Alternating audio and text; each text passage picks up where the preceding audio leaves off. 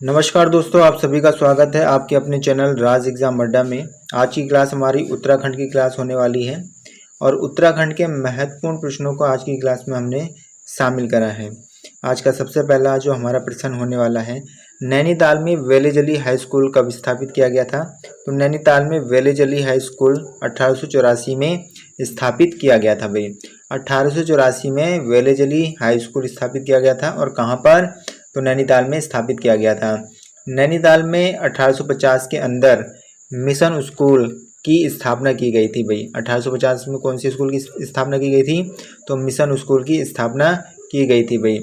Mission school को ही बाद में CRCT inter college mediate college के नाम से भी जाना गया। इसके बाद 1867 में शेरवुड कॉलेज की स्थापना की गई और 1871 में रैमजे इंटर कॉलेज खोला गया और कहाँ? नैनीताल के अंदर भाई।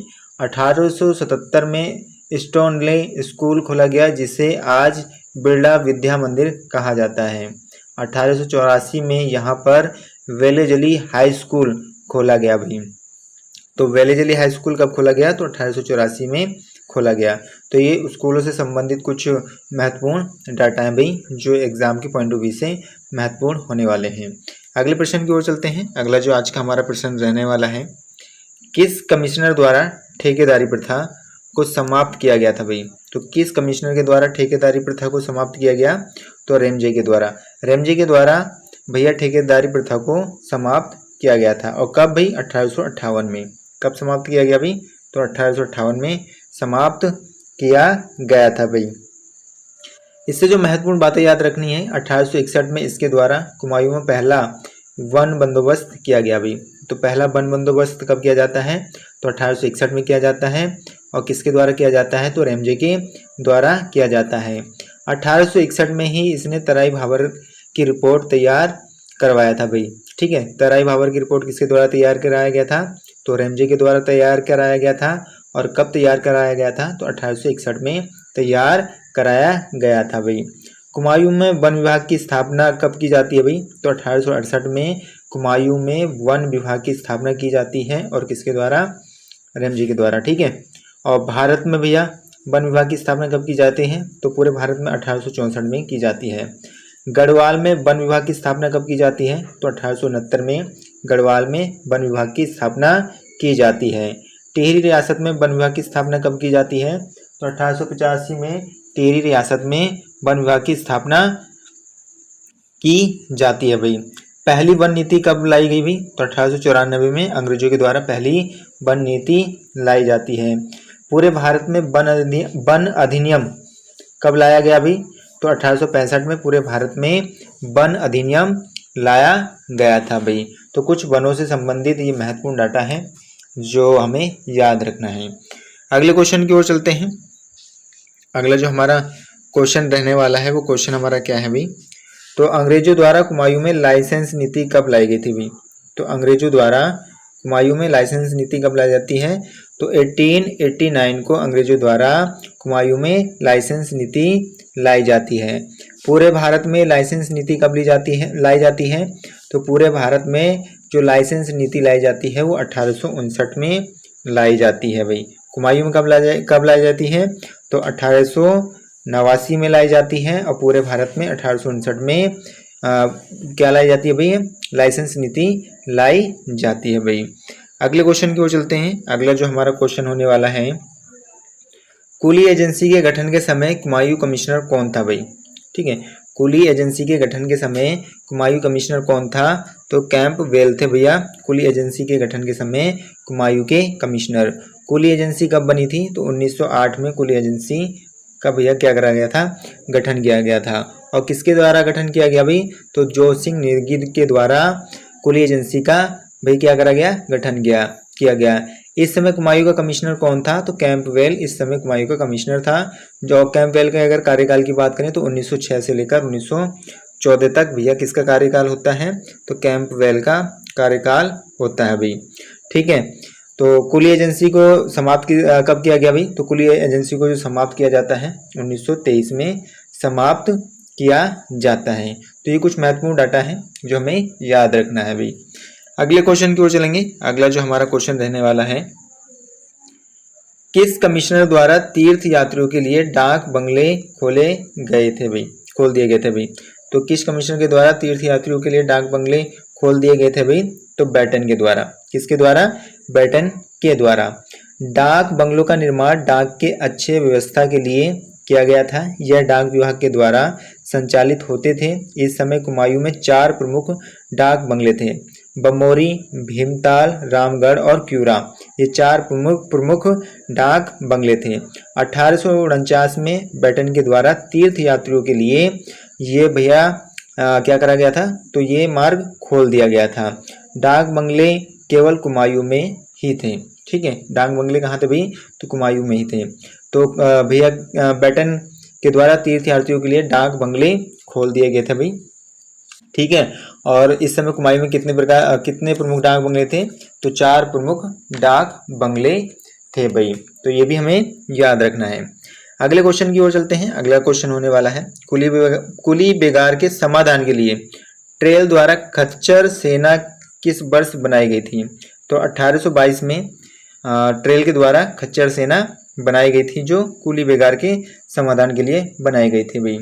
कुमायूं में आबकारी विभाग की स्थापना कब की जाती है? तो कुमायूं में आबकारी विभाग की स्थापना 1822 में ही की जाती है। और किसके द्वारा की जाती है? तो विलियम ट्रेल के द्वारा ही की जाती है भैया। ठीक है, ये भी हमें याद रखना है इस प्रश्न से। अगले क्वेश्चन की ओर चलेंगे। अगला जो हमारा क्वेश्चन होने वाला है, कुमायूं कमिश्नरी में वन प्रबंधन को लेकर पहला प्रयास किस कमिश्नर द्वारा किया गया था? तो कुमायूं कमिश्नरी में वन प्रबंधन को लेकर पहला जो प्रयास किया गया था वो विलियम ट्रेल के द्वारा किया गया था भाई। 1826 में साल वनों पर प्रतिबंध ट्रेल के द्वारा लगाया गया था भाई। आपदा प्रबंधन में पहला प्रयास रैमजे ने किया था भाई। ठीक है, आपदा प्रबंधन में पूछेगा कि पहला प्रयास किसने किया था? तो रैमजे ने किया था भाई। और वन प्रबंधन में किसके द्वारा किया गया था? तो विलियम ट्रेल के द्वारा किया गया था भाई। और साल वनों पर प्रतिबंध भैया किसके द्वारा लगाया गया था? तो ट्रेल के द्वारा लगाया गया था। और कब लगाया गया था? तो 1826 में लगाया गया था भाई। तो ये भी हमें कहीं ना कहीं बातों को याद रखना है। अगले क्वेश्चन की ओर चलते हैं। अगला जो आज का हमारा क्वेश्चन होने वाला है, ट्रेल द्वारा किस वर्ष अल्मोड़ा में देसी चिकित्सक की नियुक्ति की गई थी? तो ट्रेल द्वारा भैया जो अल्मोड़ा में देसी चिकित्सक की नियुक्ति की गई थी वो 1833 में की गई थी। कब की गई थी? की गई थी भाई? तो 1833 में की गई थी।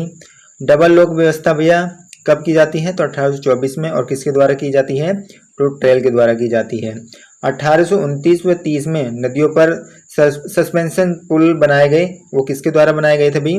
तो ट्रेल के द्वारा बनाए गए थे। और कब? 1829 से 30 के बीच में नदियों पर सस्पेंशन पुल विलियम ट्रेल के द्वारा बनाए गए थे भाई। तो ये बात भी हमें याद रखना है। अगले क्वेश्चन की ओर चलेंगे।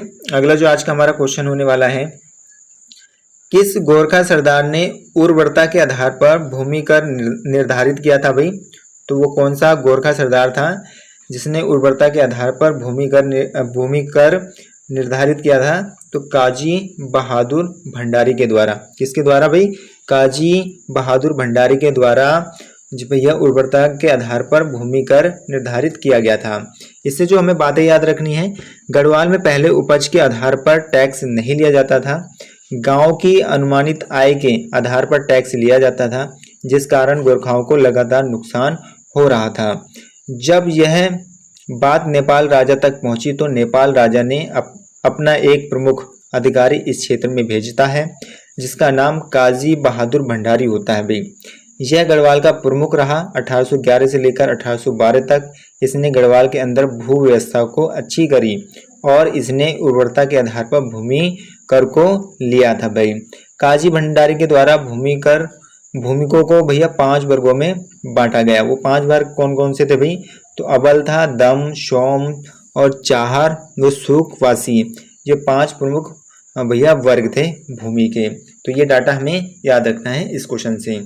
अगले क्वेश्चन की ओर चलते हैं। अगला जो क्वेश्चन होने वाला है हमारा, विलियम ट्रेल के द्वारा कुमायूं को कुल कितने परगनों में विभाजित किया गया था?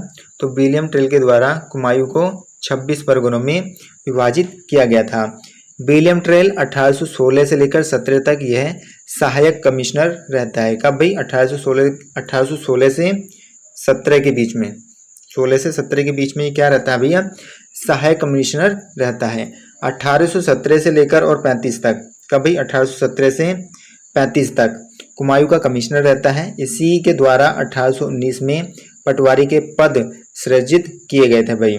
ठीक है, तो क्वेश्चन यहाँ से डायरेक्ट ये भी बन सकता है कि पटवारी के पद किसके द्वारा सृजित किए गए थे, तो विलियम टेल के द्वारा सृजित किए गए थे।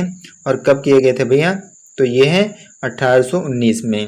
ठीक है, इसी के काल में अल्मोड़ा जेल का निर्माण भी कराया गया था। अल्मोड़ा जेल की स्थापना कब होती है, तो 1816 में।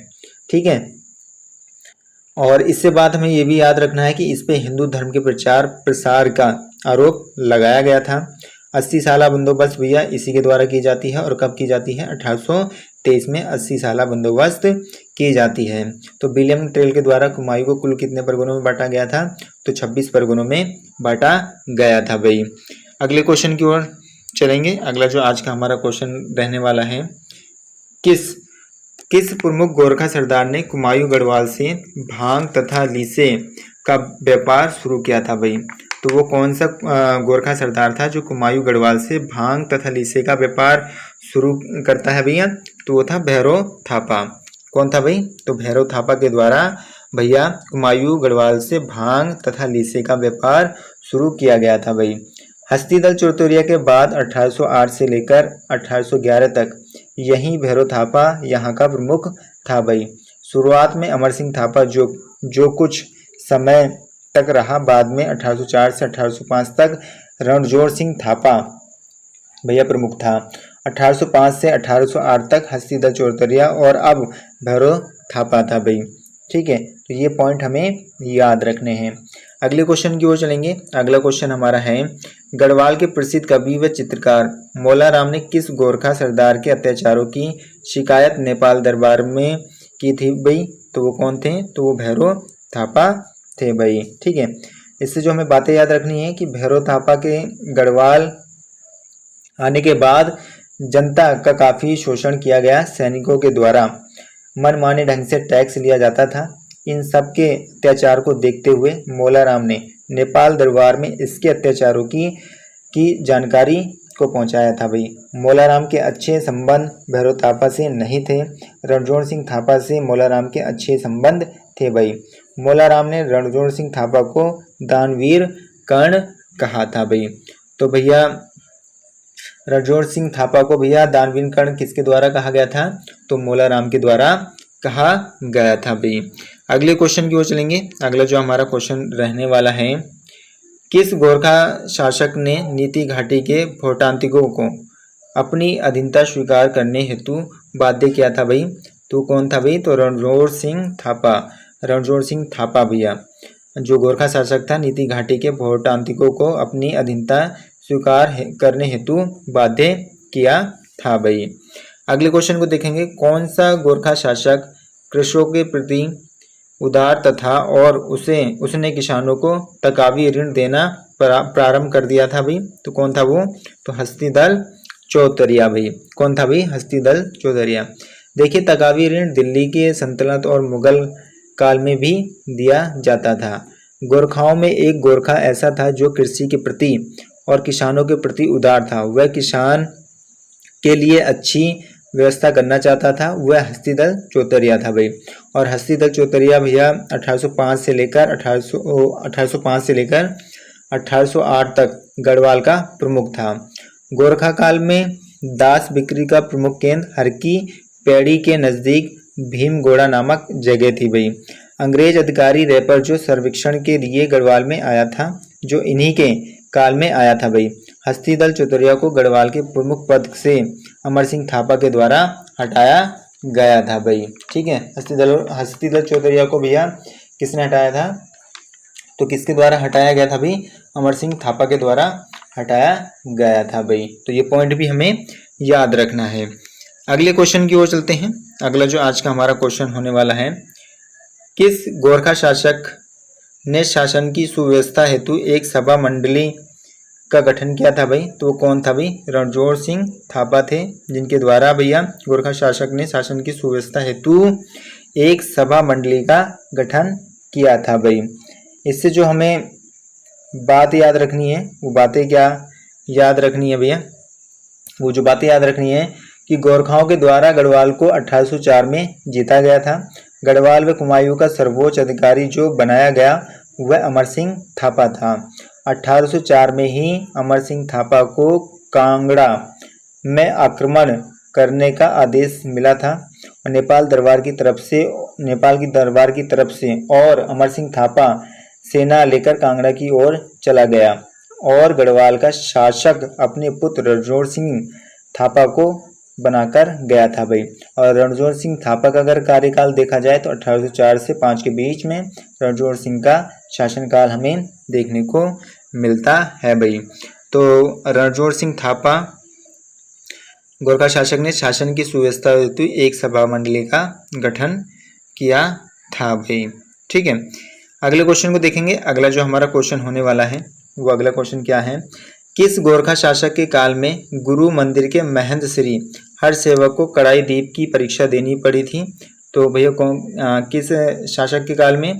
तो रणजोर सिंह थापा के काल में गुरु मंदिर के महंत श्री हरसेवक को कड़ाई दीप की परीक्षा देनी पड़ी थी भाई। हरसेवक को प्रद्युम्न शाह का करीबी माना जाता था।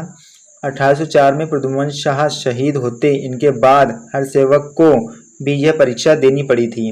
इसके ऊपर हत्या का आरोप लगाया गया था और इनको कड़ाई दीप परीक्षा देनी पड़ी थी।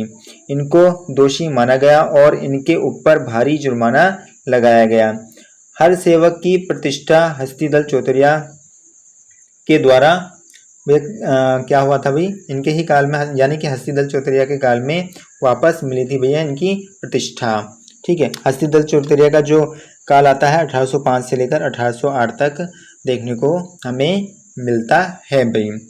तो आशा करूंगा आप सभी को आज की क्लास अच्छी लगी होगी। अगर आपको क्लास अच्छी लगी है लाइक शेयर एंड सब्सक्राइब करना ना भूलें।